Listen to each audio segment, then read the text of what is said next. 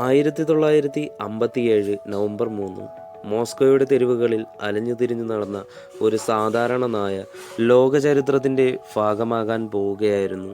Soviet യൂണിയൻ്റെ Sputnik 2 എന്ന ബഹിരാകാശ പേടകത്തിൽ ഭൂമിയെ വലം വെച്ച ആദ്യ ജീവിയായി അവൾ മാറി. മനുഷ്യൻ്റെ ബഹിരാകാശ സ്വപ്നങ്ങൾക്ക് ചിറകുകൾ നൽകാനുള്ള ആ യാത്രയിൽ ഭൂമിക്ക് പുറത്ത് ഒരു ജീവന് നിലനിൽക്കാൻ കഴിയുമോ എന്ന വലിയ ചോദ്യത്തിനുള്ള ഉത്തരമായിരുന്നു ലൈക്ക. ലോകം മുഴുവൻ ആവേശത്തോടെ ആ വാർത്ത കേട്ടു.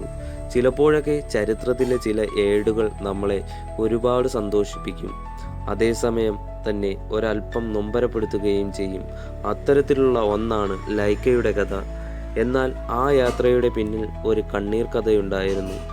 ദിവസങ്ങളോളം അവൾ ജീവിച്ചിരുന്നു എന്നും ഓക്സിജൻ തീർന്നാണ് മരിച്ചതെന്നുമാണ് അന്ന് സോവിയറ്റ് യൂണിയൻ ലോകത്തോട് പറഞ്ഞത്. പക്ഷേ വർഷങ്ങൾക്ക് ശേഷം ആ കള്ളം പുറത്തു വന്നു. വിക്ഷേപണത്തിൻ്റെ ഏതാനും മണിക്കൂറുകൾക്കുള്ളിൽ തന്നെ പേടകത്തിലെ കനത്ത ചൂടും സമ്മർദ്ദവും കാരണം ലൈക്കയുടെ ജീവൻ നഷ്ടപ്പെട്ടിരുന്നു. അവളുടെ ആ യാത്ര വെറുതെ ആയിരുന്നില്ല. മനുഷ്യന് ബഹിരാകാശത്തേക്ക് യാത്ര ചെയ്യാൻ വഴിയൊരുക്കിയത് ലൈക്കയുടെ ആത്മത്യാഗമാണ്. ആ കൊച്ചു ജീവൻ നൽകിയ വിവരങ്ങളാണ് യൂറി ഗഗാറിനെ പോലെയുള്ളവർക്ക് സുരക്ഷിതമായി യാത്ര ചെയ്യാൻ സഹായകമായത്.